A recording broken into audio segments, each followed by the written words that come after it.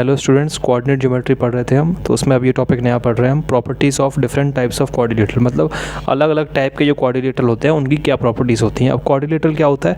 Coordinator वो होता है जो भी किन्हीं भी 4 पॉइंट को मिला के जो फिगर बन जाए उसको क्या कहते हैं? कोऑर्डिनेटर। ठीक है, किन्हीं भी 4 पॉइंट को, हमने कोई भी 4 पॉइंट ले लिए, 1 2 3 4, इनको मिला के जो फिगर बन गया वो क्या बन गया? कोऑर्डिनेटर। अब 4 पॉइंट कहीं पर भी हम ले सकते हैं, ठीक है ना।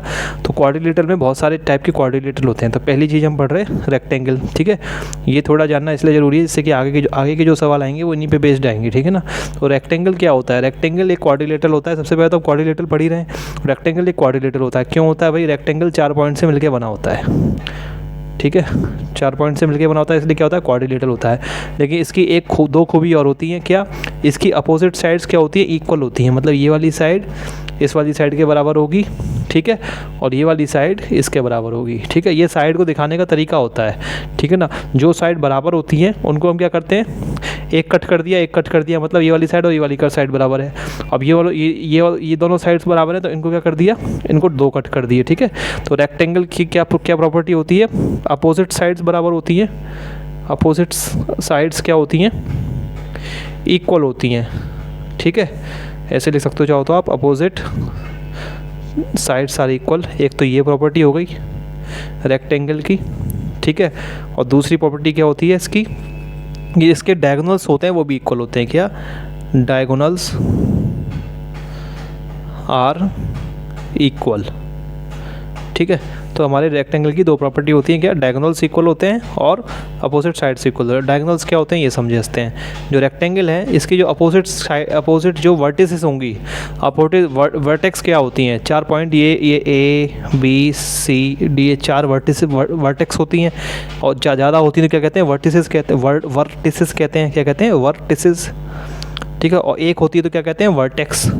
तो ये हमारे वर्टेक्स A है, ये वर्टेक्स B है, वर्टेक्स C, वर्टेक्स D, जिन पॉइंट से मिलकर रेक्टेंगल बना है उनको क्या कहते हैं? वर्टेक्स कहते हैं। और ज़्यादा सबको मिला के क्या कहते हैं? वर्टिसेस। तो अपोजिट वर्टिसेस को अगर मिला दी जाए, अपोजिट वर्टिसेस कौन सी हैं?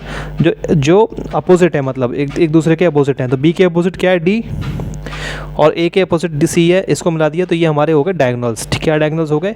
AC डायगोनल्स क्या हो गए? AC जो ये लाइन सेगमेंट हमारा AC है, और BD एंड BD ये क्या हो गए? डायगोनल्स हो गए, ठीक है।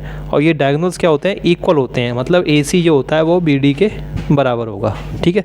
दूसरी प्रॉपर्टी ये है, ठीक है। और भी बहुत सारी प्रॉपर्टी होती हैं। क्या? कि लेकिन ये ऐसी प्रॉपर्टीज़ होती हैं कि अगर आपने ये प्रूफ कर दिया कि अपोजिट साइड्स क्या है? इक्वल, तो आपका ये प्रूफ हो जाएगा कि रेक्टेंगल है, ठीक है।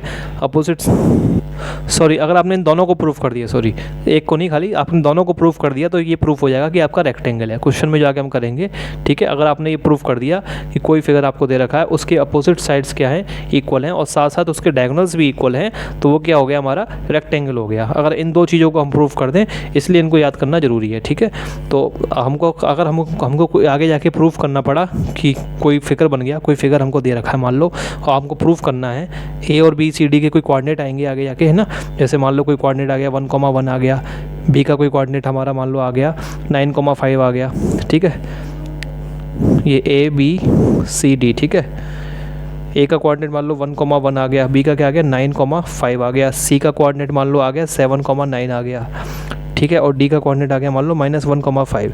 तो हमको A B C D 4 coordinate दे रखे हैं, ठीक है। हमको ये प्रूफ करना है कि ये रेक्टेंगल है। हम क्या करेंगे? अपोजिट साइड्स को भी इक्वल बराबर प्रूफ कर देंगे। मतलब AB और CD और AD और AB को CD के बराबर प्रूफ कर देंगे, AB को CD के बराबर प्रूफ कर देंगे, और AD को BC के बराबर प्रूफ कर देंगे, AD को BC के बराबर प्रूव कर देंगे। और क्या कर देंगे? और डायगोनल्स को बराबर है ये प्रूफ कर देंगे, यानी कि AC = BD है ये प्रूफ कर देंगे।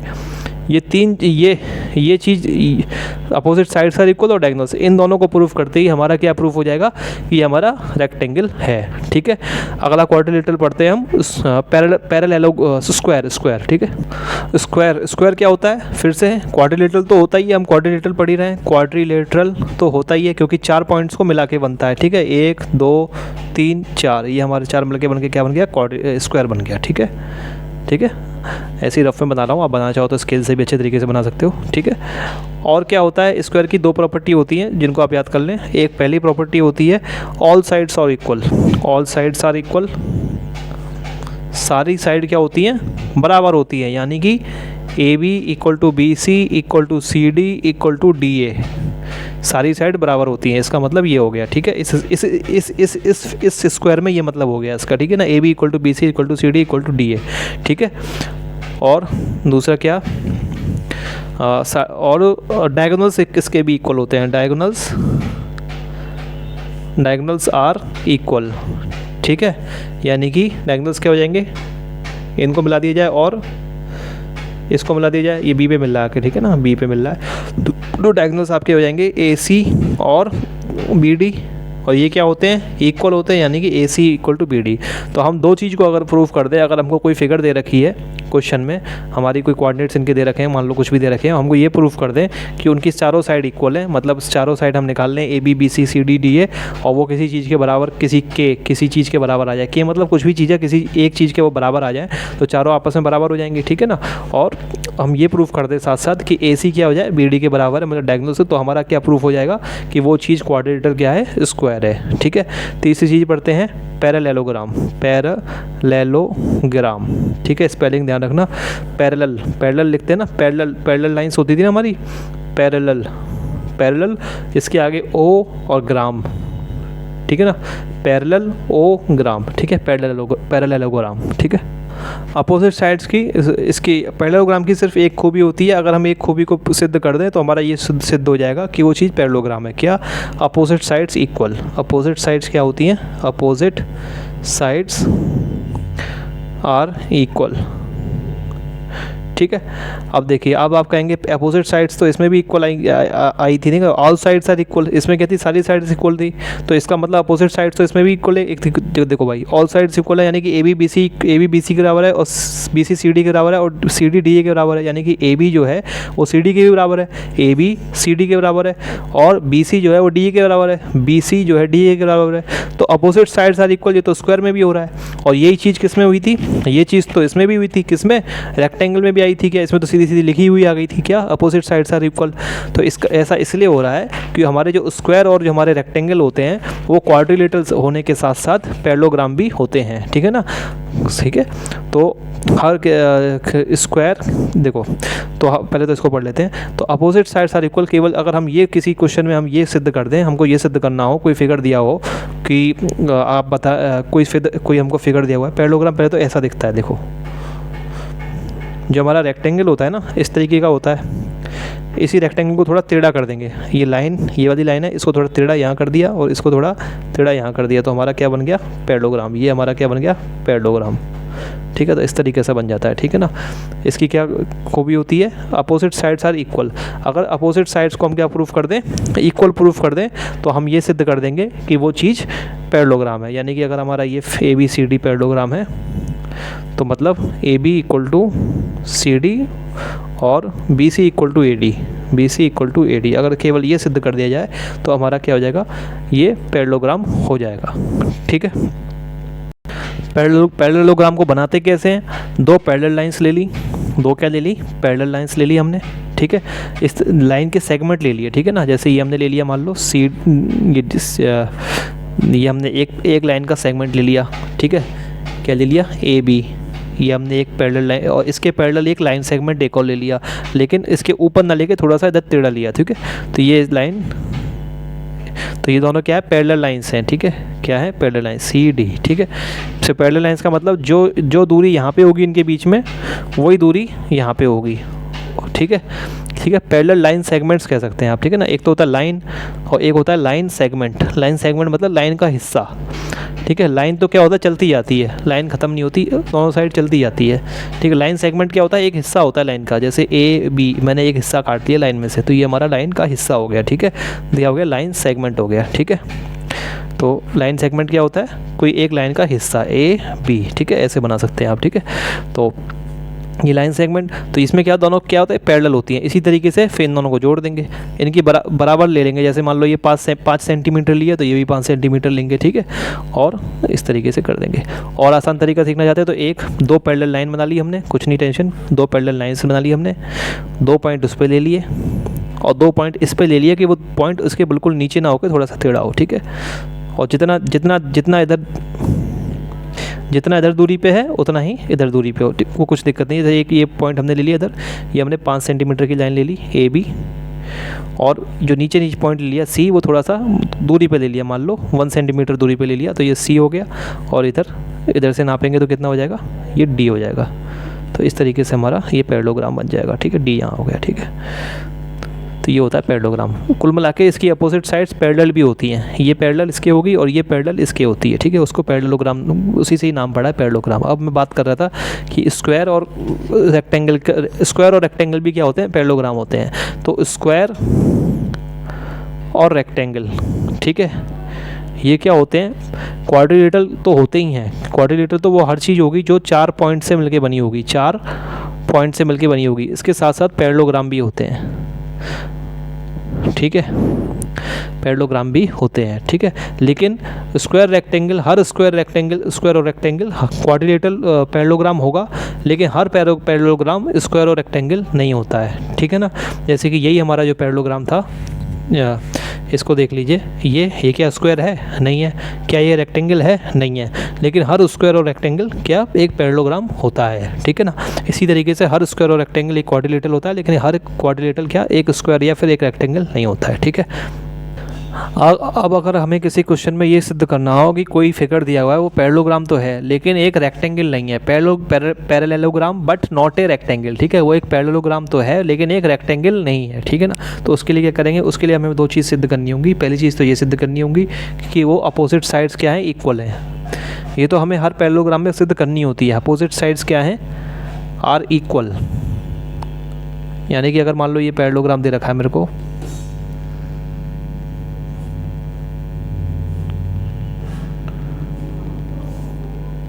ठीक है, तो क्या अगर मैं ये प्रूफ कर दूं A B equal to C D है और B C equal to A D है, ठीक है। तो एक तो मुझे ये सिद्ध करना होगा और दूसरी मुझे साथ साथ क्या प्रूफ करना है कि बट नॉट है रेक्टेंगल, लेकिन ये एक रेक्टेंगल नहीं है, ठीक है। मतलब पैरेललोग्राम तो है लेकिन रेक्टेंगल नहीं है, ठीक है। तो पैरेललोग्राम हमारा ऐसा भी आ सकता है, ठीक है ना, हमारा ऐसा भी, मतलब एक रेक्टेंगल भी निकल के आ सकता है पैरेललोग्राम, क्योंकि मैंने आपको बताया कि स्क्वायर और रेक्टेंगल भी क्या होते हैं, पैरेललोग्राम होते हैं। लेकिन अब हमें क्या प्रूफ करना है, रेक्टेंगल नहीं है। तो रेक्टेंगल नहीं है, इसके लिए क्या मतलब, ये नहीं है, ठीक है ना। तो मतलब ऐसा ही है वो फिगर, ठीक है ना, रेक्टेंगल नहीं है, ठीक है ना। तो इसके लिए हमें क्या एक और चीज़ प्रूफ करनी होगी, क्या, diagonals are not equal. Diagonals क्या है, इक्वल नहीं है, यानी कि डायगोनल्स क्या हो जाएंगे इसके, AC और BD, ठीक है। तो AC और डायगोनल्स क्या हो जाएंगे, BD हो जाएंगे। ये आपस में इक्वल नहीं है, AC is not equal to BD, ठीक है। अगली चीज़ देखिए, रोम्बस। रोम्बस क्या होता है, रोम्बस हमारा होता है जो हमारा स्क्वायर बनता है ना, स्क्वायर में तो क्या होता है, चारों साइड बराबर होती हैं, ठीक है, और एंगल 90 डिग्री के होते हैं, ठीक है। अब ये एंगल 90 डिग्री का ना कर्म करके एंगल 90 डिग्री से कम या ज़्यादा कर दिए जाएँ। जैसे ये वाला एंगल मैंने 90 डिग्री से कम कर दिया, ये ज़्यादा कर दूँ, जैसे ये ABCD। अब मैंने एंगल ए को एक बार क्या करता हूँ, 90 डिग्री से कम कर देता हूँ। तो 90 डिग्री से कम करूँगा तो कैसे बन जाएगा, ABCD। ये एंगल A 90 डिग्री से, ये एंगल A 90 डिग्री से कम हो गया। अब एंगल A को 90 डिग्री से ज़्यादा करूँगा तो ऐसा बन जाएगा, ठीक है। ये एंगल A 90 डिग्री से ज़्यादा हो गया, ठीक है। तो ये हमारा क्या हो जाता है, रोम्बस। स्क्वायर में क्या करते हैं, अगर 90 डिग्री के एंगल को क्या कर दिया, ज़्यादा या कम कर दिया, ठीक है, तो हमारा रोम्बस बन जाता है, ठीक है ना।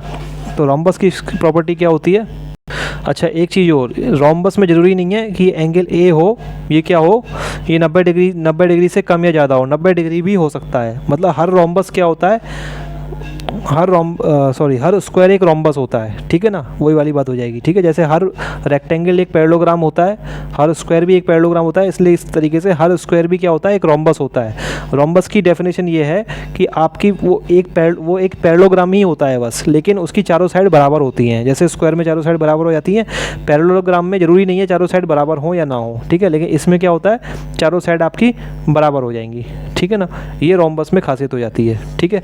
तो अगर हमें किसी चीज़ को ये प्रूफ करना हो कि उसकी चारों क्या कहते हैं रोम्बस है, तो उसके लिए हम क्या सिद्ध करेंगे, तो उसके लिए सिर्फ हम एक चीज़ सिद्ध कर देंगे, क्या, all sides are equal. All sides are equal. तो कोई भी फिगर ऐसी हो जिसकी चारों साइड बराबर हो जाए, चाहे वो स्क्वायर ही क्यों ना हो, चाहे वो स्क्वायर ही क्यों ना हो, वो भी क्या आता है, स्क्वायर भी क्या होता है, एक रोम्बस होता है। ठीक है, तो ये वही वाली बात हो जाएगी कि हर स्क्वायर क्या होता है, वो तो एक रोम्बस होता है। हर स्क्वायर एक रोम्बस होता है, रोम्बस RUMBUS रोम्बस होता है, लेकिन हर रोम्बस एक स्क्वायर नहीं होता।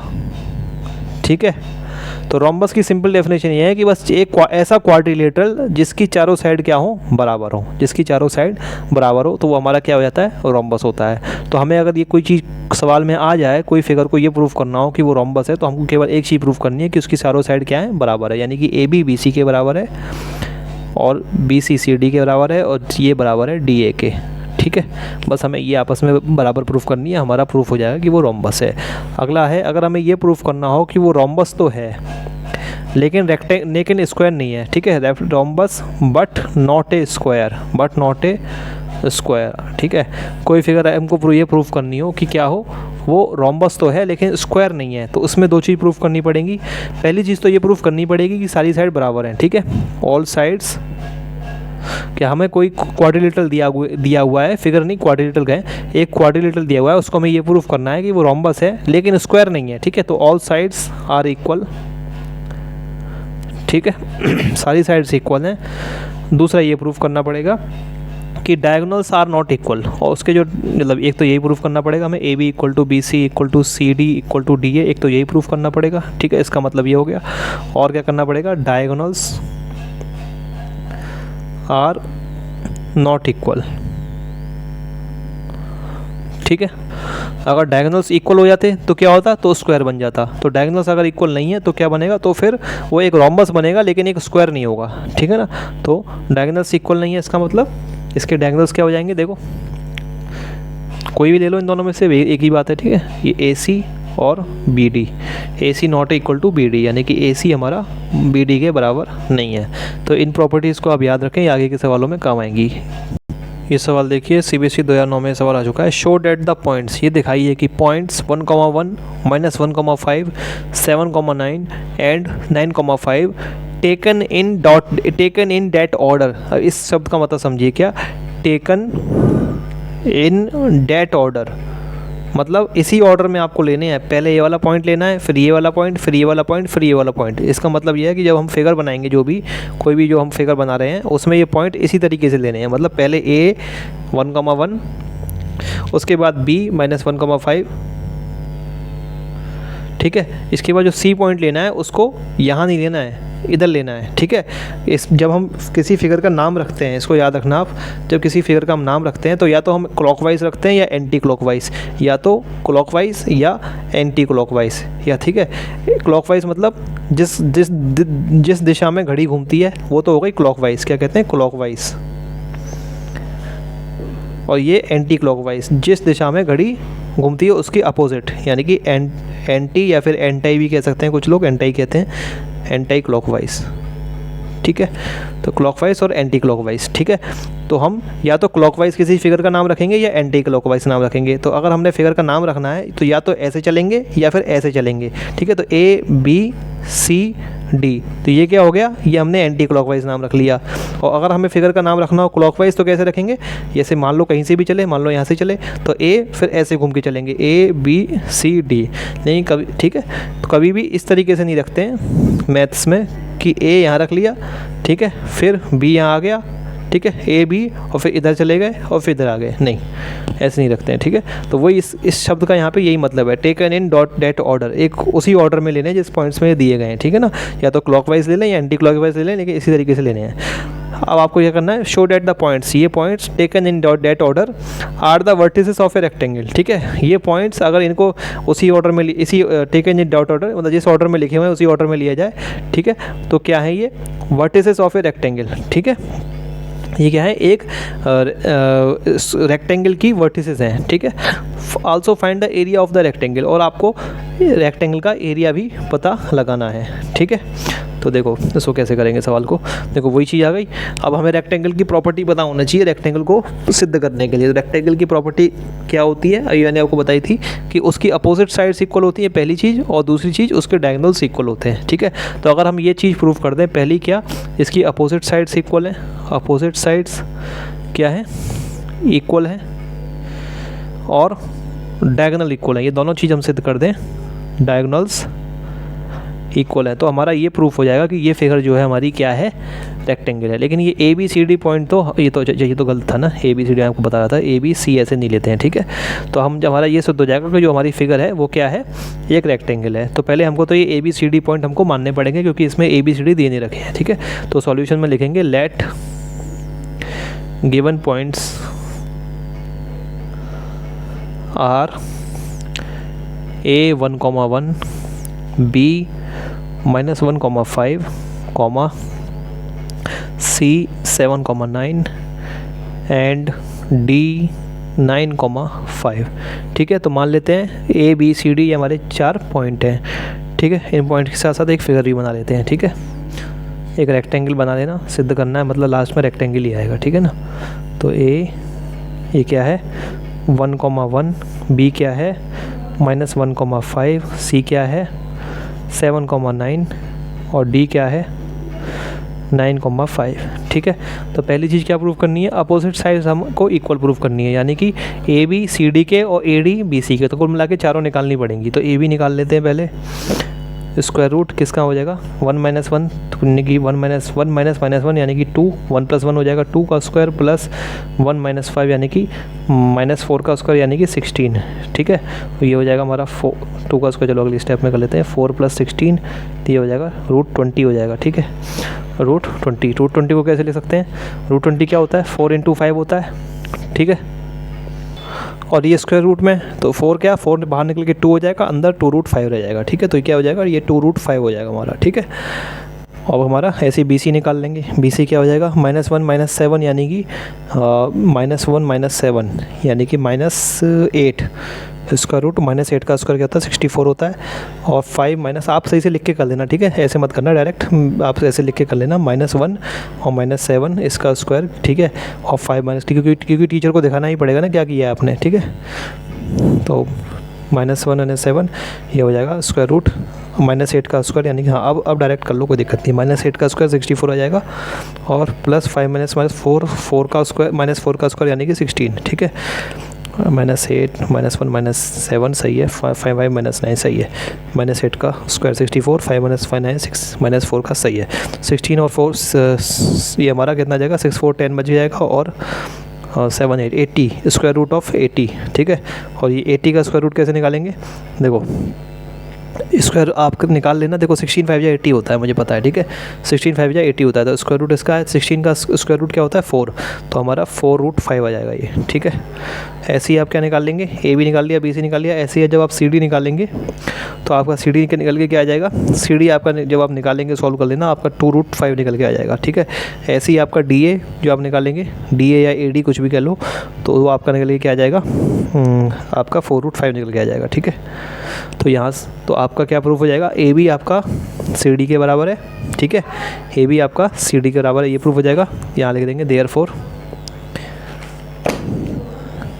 ए बी सी डी के बराबर है, ए बी सी डी के बराबर है। यहाँ फिगर बना लेता हूँ दोबारा से छोटा सा, बार बार पेज ना पलटना पड़े इसलिए, ए बी सी डी के बराबर है, and B C equal to A D है, ठीक है। एक चीज़ इसका मतलब क्या है, अपोजिट साइड्स क्या हो गई, equal.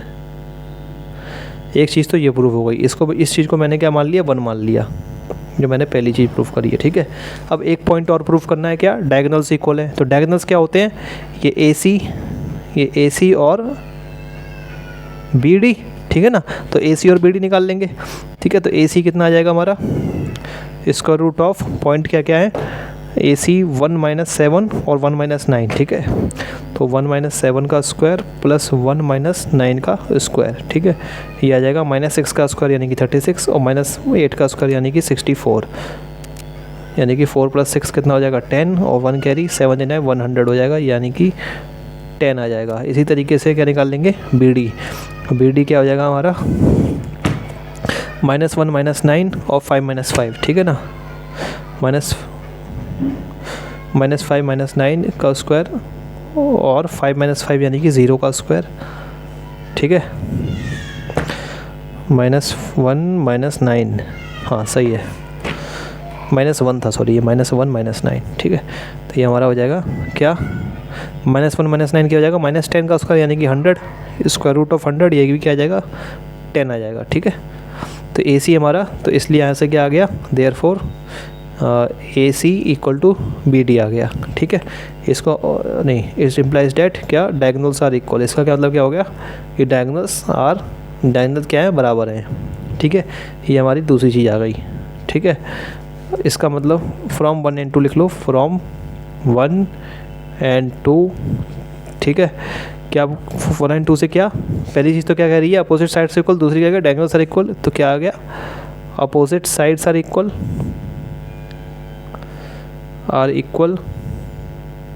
And diagonals are equal, 1 और 2 को मिला के हमारा क्या आ गया कि अपोजिट साइड भी इक्वल है और एंड डायगोनल्स इक्वल है। इसका मतलब क्या हो गया, it implies that given figure क्या है हमारी, ये देखो, इस सवाल की लैंग्वेज देख लेते हैं क्या लिखी थी, show that the points taken in total are the vertices of rectangle, मतलब जो हमें पॉइंट दिए हुए हैं वो क्या है, रेक्टेंगल की पॉइंट्स हैं, ठीक है ना। तो गिवन पॉइंट्स, या तो ये लिख लो, एक और बीच में लिख लेना, the figure is a rectangle, ठीक है। लिखना चाहो लिख लेना, बीच में नहीं लिखना तो कोई दिक्कत नहीं, the figure is a rectangle, the key जगह गिवन भी सकते हो, given figure is a rectangle, ठीक है, द या फिर गिवन, ठीक है। और अब लिख लेंगे given points are the vertices of a rectangle, ठीक है, ये मेन चीज़ है। इसको ना लिखो तब भी चल जाएगा, लेकिन ये चीज़ लिखना ज़रूरी है, क्या, given points are vertices of a rectangle, ठीक है। जो हमको पॉइंट्स दिए गए हैं वो क्या हैं, एक रेक्टेंगल की क्या है, वर्टिसेस हैं, ठीक है। हैंस प्रूव्ड, एक सवाल तो ये हो गया आपका, ठीक है। अब दूसरा क्या प्रूव करना है, हमको एरिया पता लगाना है रेक्टेंगल का। अब रेक्टेंगल का एरिया का फॉर्मूला क्या होता है, ट्रायंगल का होता है, रेक्टेंगल का फॉर्मूला एरिया होता है बेस इंटू हाइट, ठीक है ना, मतलब सॉरी बेस इंटू हाइट नहीं, सॉरी लेंथ इंटू ब्रेथ होता है, ठीक है। ये लेंथ हो गया और ये ब्रेथ हो गया, ठीक है, लेंथ इंटू ब्रेथ। तो लेंथ क्या होती है, जो एक साइड ये हो गई, मतलब कोई भी दो, एक जो जुड़ी हुई साइड होती है उनको आपस में मल्टीप्लाई कर दो, ठीक है।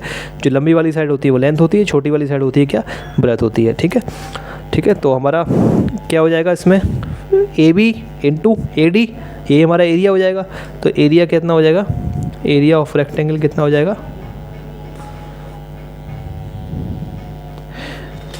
A B into A D, सीधा लिख देंगे, ठीक है, A B into A D. Formula लिखना चाहो फॉर्मूला भी लिख सकते हो, कोई दिक्कत नहीं, फॉर्मूला लिख देना क्या, लेंथ, और अच्छी बात है फॉर्मूला आपको लिख दो तो अच्छा रहेगा, टीचर को दिख जाएगा कि आपको फॉर्मूला आता है, ठीक है ना। तो ये आपका क्या हो जाएगा, इक्वल टू ए बी, अब लेंथ की जगह हमने ए बी रख दिया और ब्रेथ की जगह हमने ए डी रख दिया। लेंथ हमारे क्या है, ए बी क्या निकल के आई थी हमारी, देखो ए बी हमारी निकल के आई थी 2√5, ठीक है, और ए डी निकल के आई थी 4√5, ठीक है। तो ए बी हमने क्या ले लिया, ए बी हमारी निकल के, देखो एक गड़बड़ हो गई थोड़ी, क्या, लेंथ हमेशा ज़्यादा होती है, ठीक है, तो लेंथ की जगह आप ए डी रख लो, ठीक है। देखो ए डी हमारी क्या है, ज़्यादा है, ए डी ज़्यादा है 4√5 है, और ए बी हमारी कम है 2√5, ठीक है। तो लेंथ की जगह क्या रख लो, ए डी रख लो, और ब्रेथ की जगह क्या रख लो, ए बी रख लो, ठीक है। मतलब फिगर हमारा कुछ ऐसा नहीं है, फिगर हमारा कुछ ऐसा है, कैसा है, ऐसा है, ऐसा है हमारा फिगर कुछ, ठीक है ना, ए बी सी डी, ठीक है, यानी कि ए डी बड़ा है और ए बी छोटा है, ठीक है। तो लेंथ की जगह हमने ए डी रख लिया, ब्रेथ की जगह ए डी रख लिया। ए डी की वैल्यू क्या है 4√5 और ए बी की वैल्यू क्या है 2√5। छोटी छोटी चीज़ों का भी ध्यान रखना पड़ता है, वैसे तो कोई इतना ध्यान से चेक करता नहीं है, लेकिन फिर भी रखो तो अच्छी बात है। 4, अब इनको कैसे मल्टीप्लाई करेंगे, 4 और 2 का पहले मल्टीप्लाई कर लो 8, और √5 मल्टीप्लाई हो गए क्या हो जाएंगे, √5 का स्क्वायर यानी कि 5, ठीक है। ये हमारा क्या हो जाएगा 40। एरिया निकालना है इसलिए इसको लिखेंगे स्क्वायर यूनिट्स, ठीक है। ये हमारा दूसरा आंसर आ गया, ठीक है। तो इस तरीके से ये सवाल हो गया। अब हमारा फिगर ऐसा निकल के आया है, तो कोई दिक्कत नहीं है। आप ये मत सोचना है कि हमको ये काट के दोबारा से फिगर ऐसे ही बनानी पड़ेगी, कोई दिक्कत नहीं है, ठीक है ना। ऐसे ही बने रहने दें, वो तो हमने फिगर ऐसे शुरू में मान के चलते ही हैं हम, ठीक है ना। अब वो क्या निकल के आया क्या है वो उससे कोई दिक्कत नहीं है, लेकिन मैंने आपको समझाने के लिए एक्स्ट्रा इन्फॉर्मेशन है ये, ठीक है ना। आपको ऐसे बनाना नहीं है इसमें, ठीक है। ये मैंने आपको ऐसे ही बता दिया कि ये फिगर हमारा एक्चुअल में ऐसे निकल के आया है, ठीक है ना। तो स्टूडेंट्स फिलहाल इस वीडियो में इतना ही। अगर आपको वीडियो अच्छी लगी हो तो वीडियो को लाइक करें, टॉपिक आपको समझ आ रहा है, ठीक है, तो वीडियो को लाइक करें और ज़्यादा से लोगों के साथ शेयर करें। आपका वीडियो देखने के लिए बहुत बहुत शुक्रिया।